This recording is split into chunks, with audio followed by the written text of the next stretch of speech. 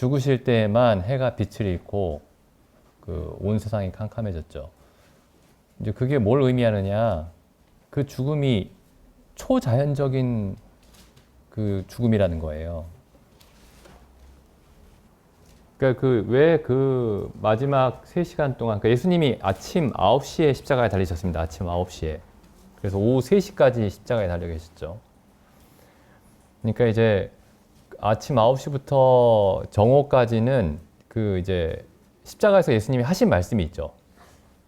십자가에서 예수님이 이제 하신 말씀들 중에 뭐 저들의 죄를 사하여 주옵소서 이런 말씀이나 내가 나와 함께 낙원에 있으리라 이런 말씀이나 이런 이제 말씀들은 해가 빛을 잃기 전에 하신 말씀들입니다.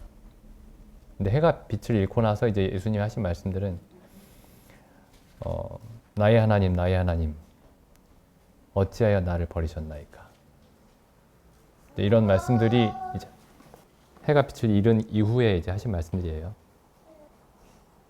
그러니까 아까 형님도 말씀하셨지만은 그 십자가 처형은 굉장히 그 자주 볼 수 있는 사건이었습니다. 그 로마 제국 시대에. 그래서 이제 죄인들도 그렇게 죽였지만은 로마에서 이제 전쟁이 일어나잖아요. 전쟁이 일어나면 이제 포로들을 잡았을 때 어떤 사람들은 이제 노예로 만들었지만은 어떤 경우에는 그 군대 전체를 십자가에 못 박았어요. 전쟁터에서. 그래서 막 일주일 내내 달려있다가 죽고 그랬습니다. 그러니까 십자가를 그런 보는 게 굉장히 흔한 일이었습니다.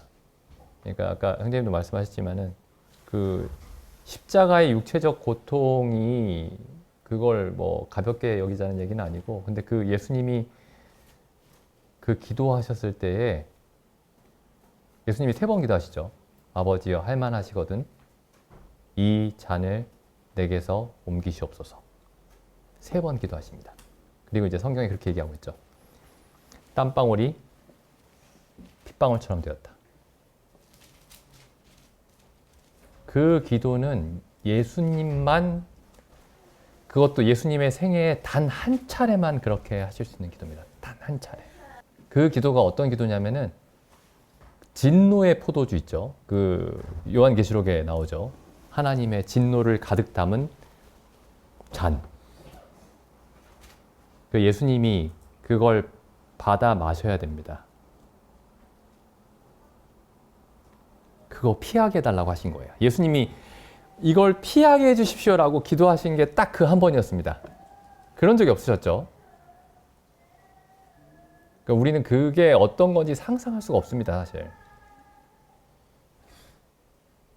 그 어떤 분들은 이렇게 얘기를 해요. 그 이제 감람류 있죠, 감람류. 감람류를 이제 맷돌에 이제 넣고 갈아서 이제 으깨 가지고 이제 그 기름을 짜서 이제 기름을 만드는데, 예수님이 그 감람 열매처럼 그 맷돌 사이에서 으깨지는 모습의 그 기도를 비유를 합니다. 그 성도님들이 이제 그 가끔씩 이제 그 유튜브 보실 때에 그 찾아서 볼 만한 그 설교자가 있습니다. 제가 가끔 이름을 언급했는데, 폴 워셔라는 사람이에요. 이분이 이제 주일학교, 제 뭐 기억이 정확한지 모르겠는데 어떤 주일학교 학생한테 주일학교 학생들한테 이렇게 물어봤대요. 십자가에서 예수님이 경험하신 게 뭐냐?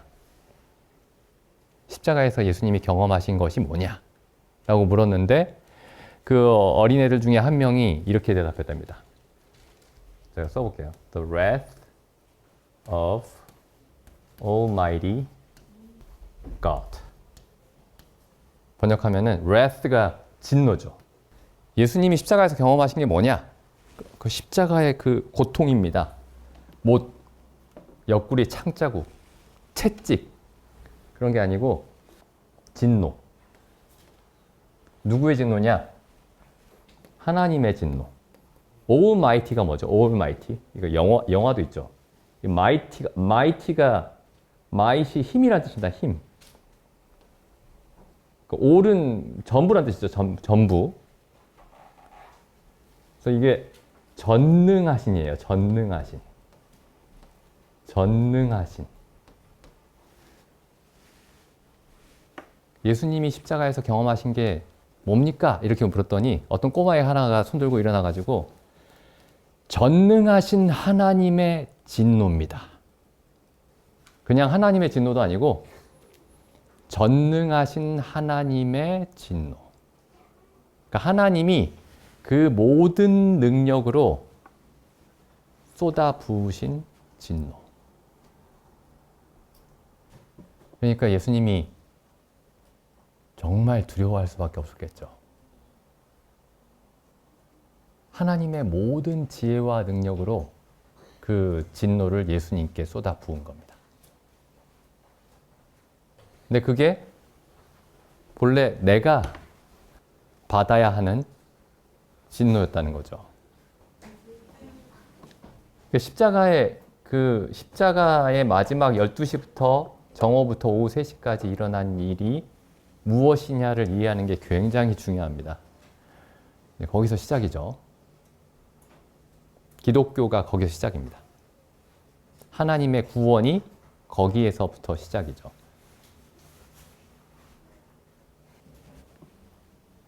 예수님의 제자들도 아까 형제님 말씀하셨지만 예수님의 제자들도 십자가에 못 박혀 죽은 사람들도 있고 어떤 사람들은 산채로 불에 타서 죽은 사람도 있고 도마 있죠, 도마. 도마는 인도에서 톱에 켜서 죽었습니다. 산채로. 예수님의 십자가의 고통이 그것보다 못했다 뭐 그런 말씀 드리려는 게 아니고 그 육체적인 어떤 그 죽음 혹은 고문의 그 고통 때문에 예수님이 그렇게 두려워하신 게 아닙니다. 그 옛날에 로마 제국 때 그 순교자들의 그 기록이 있어요. 보시면은 막 끔찍합니다. 곰 사자들이랑 싸워요. 그 어린아이들이, 그 여자들이 원형 경기장에서. 그리고 산채로 축제할 때 산채로 횃불로 사용됩니다. 횃불로. 근데 예수님이 겪으신 그 고통은 그런 게 아닙니다. 아무리 두려운 사람도 이런 고통을 누군가에게 줄 수는 없습니다. 그러니까 지금 예수님이 당하신 이 전능하신 하나님의 진노 안에서 우리가 하나님 앞에서 죄인입니다. 라는 말의 의미를 여기서 이해해야 됩니다. 그래야 죄인이라는 말이 무슨 뜻인지 올바르게 이해하는 거예요. 근데 죄인이라는 말이 정확하게 무슨 뜻인지 이해하지 못한 상태에서 죄 용서를 먼저 들으면 많은 문제가 생깁니다. 그 이후에. 왜냐하면 여전히 자기 의가 어느 정도 있고 자기 의로움과 자기 선함에 대한 신뢰가 어느 정도 살아남아 있고 자기의 지혜에 대한 신뢰가 어느 정도 신뢰와 자랑이 살아남아 있는 상태에서 죄 용서받았다는 얘기를 들으면 남아있는 자기 의와 자기 선함과 자기 지혜와 자기 능력에 대한 신뢰가 살아남아 있어서 그 이후에 교회 안에서 교만과 다툼과 그 여러 가지 원인들이 됩니다. 그래서 십자가를 이해하는 게 굉장히 중요한 거예요. 십자가가 사람에게 아무런 선함과 아무런 의로움이 없다라는 아주 분명한 선언이니까요. 나에 대해서 절망을 한번 하고 나뿐만 아니라 온 인류에 대해서 절망을 한번 해야 됩니다. 우리가. 소망과 신뢰가 완전히 끊어지는 겁니다. 이사야 선지자가 이사야 6장에 이렇게 얘기하죠. 그때에 내가 말하되 화로다 나여 망하게 되었도다. 근데 여기 보시죠. 내가 죄인이다라고 말하는데 끝나지 않아요. 나는 입술이 부정한 사람이요 입술이 부정한 백성 중에 거하면서. 이게 왜 이렇게 절망적인 얘기냐면은 나만 망하면 나는 부정한 사람이다. 이렇게 끝나고 근데 내 주변에 있는 사람들은 부정하지가 않아요. 그러면 내겐 소망이 있습니다. 옆에 있는 사람들의 도움을 받을 수가 있어요. 사람들의 도움을 받을 수가 있습니다. 나는 부정하지만 내 주변에 있는 사람들은 정하기 때문에 이 정한 사람들에게서 지혜와 능력을 얻을 수 있어요. 근데 이 이사야가 본 상황은 어떤 상황이냐면은 나도 망했는데 이스라엘의 모든 백성이 망한 겁니다. 내 자신 안에도 소망이 없는데 내 주변에 있는 사람들에게서도 소망이 없습니다. 그러니까 온 세상에 소망이 없어요. 온 세상이 다 지금 하나님의 진노 가운데 있는 겁니다. 그러니까 이 사람이 이 전까지만 해도 이렇게 생각했겠죠. 이스라엘 백성의 그 죄악을 전혀 보지 못한 건 아닐 겁니다. 이런 것들은 잘못됐다. 정말 잘못됐다. 근데 이런 것들은 괜찮네. 이렇게 생각하다가 하나님을 보고 나서야 괜찮다라고 생각했던 것들도 다 없어져 버린 겁니다. 그리고 여기 보시죠. 특별히 입술을 얘기를 해요. 나는 입술이 부정한 사람이요. 성경에 입술에 대한 얘기를 굉장히 많이 합니다. 그러니까 내가 하는 말이 다, 그리고 나와 내 백성들이, 하나님의 백성들이 하는 말이 다 부정하다. 다 거짓이다. 네, 한번 이제 우리가 질문을 해봐야 됩니다. 우리가 나 자신에 대해서 그리고 모든 인류에 대해서 아담 이후로 태어난 모든 사람들의 지혜 있죠. 지혜로운 말들에 대해서 이 이사야와 같은 그런 깨달음을 얻은 적이 있는지. 화로다. 망하게 되었구나. 내 입술도 부정하고 모든 사람들의 입술이 부정하고 사람들이 지혜를 모르는구나. 다 어리석은 말만 하는구나. 6절에 보시면 때에 그 스랍의 하나가 천사 중에 하나가 화저로 단에서 취한 바 핀 숯을 손에 가지고 내게 날아와서 그것을 내 입에 대며 가로되 보라 이것이 내 입에 닿았으니 내 악이 제하여졌고 내 죄가 사하여졌느니라. 그럼 언제 사함을 받느냐? 나도 망했고 모든 사람이 다 망했고 아담 이후로 아담이 범죄한 이후로 온 인류가 계속 하나님의 저주와 진노 아래 망한 상태에서 사망의 왕노릇 당하면서 그렇게 살았습니다.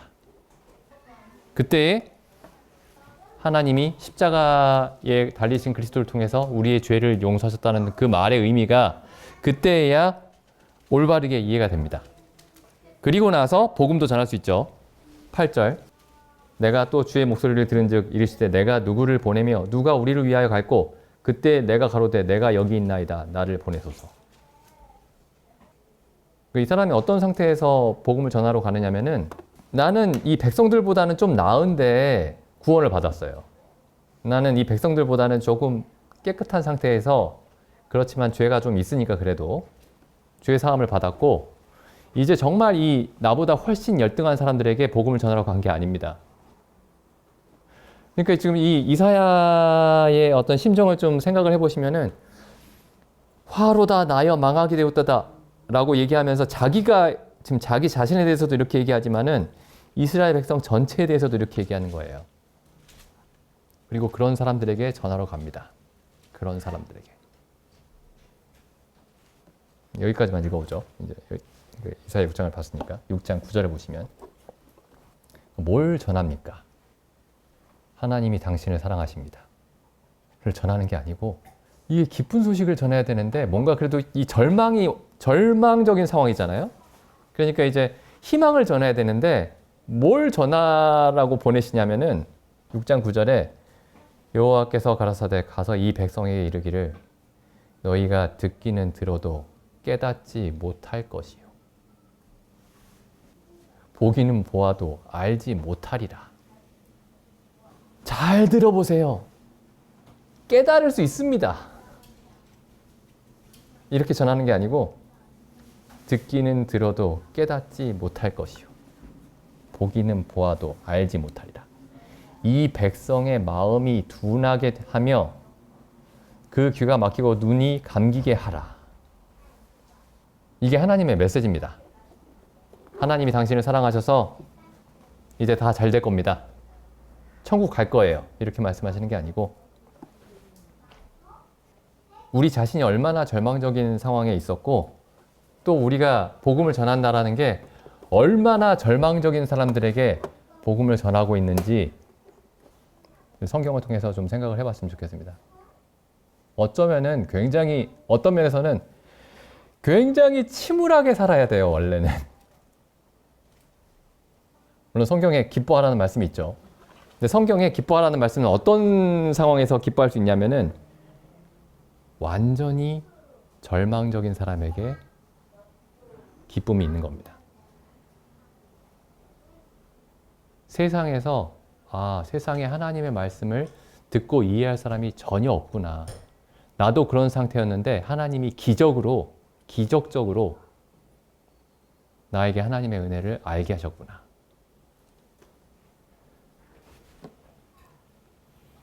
네, 기도드리고 집회 마치겠습니다.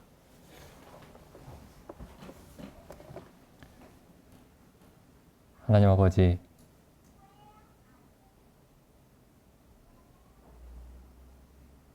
참 하나님의 독생하신 아들께서 저희와 동일한 연약함을 입은 사람이 되셔서 십자가에 달려 전능하신 하나님의 그 모든 진노를 감당하셔야만 저희가 하나님 앞에 설 수 있는 자들임을 저희에게 알게 하셨음에 감사드립니다. 참 저희가 세상의 모든 사람들과 마찬가지로 저희에게 능력이 있다 생각하였고 지혜가 있다 생각하였고 선하고 의롭다고 생각하였사옵나이다. 그러나 십자가에 달리신 그리스도를 배울 때 저희가 저희의 입을 막고 저희를 대신하여 하나님의 영원하신 저주와 진노를 당하신 예수 그리스도 앞에 또한 그 일을 행하신 하나님 아버지 앞에 참 영원토록 엎드려 저희의 입을 막을 뿐이 없나이다. 저희를 값없이 의롭다 하시기 위해서 저희를 하나님 아버지 앞에 담대히 서게 하시기 위해서 하나님께서 아들 예수 그리스도를 통해 행하신 일이 너무나 어미하고 너무나 크신 일이기에 참 저희가 그 사실을 생각할 때마다 참 저희가 하나님 아버지께 무슨 말씀을 드리겠나이까. 저희로 항상 이 은혜롭고 어미하신 그 일 앞에 항상 서 있고 그 앞에서 항상 걷게 하여 주시옵소서. 또한 이 크고 놀라운 일을 온전히 전할 수 있도록 저희 입술에 지혜를 허락하여 주옵시고 저희 마음을 항상 진리의 말씀으로 주의 성령께서 친히 일깨워 주시기를 원하옵나이다. 이 모든 말씀을 우리 주 예수님의 이름으로 기도드립니다. 아멘.